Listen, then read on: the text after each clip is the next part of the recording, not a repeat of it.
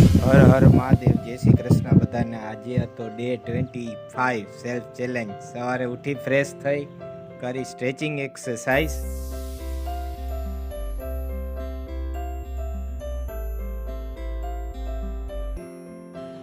પછી સ્ટાર્ટ કરી દીધી નોર્મલ એક્સરસાઇઝ।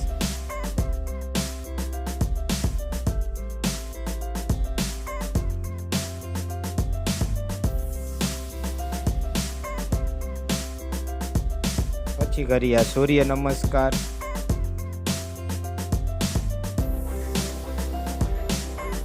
પછી કર્યા પુશઅપ્સ, પછી કર્યા યોગ,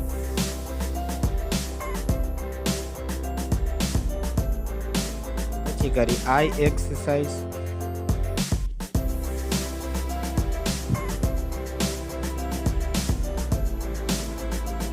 પછી કરી નેક એક્સરસાઇઝ,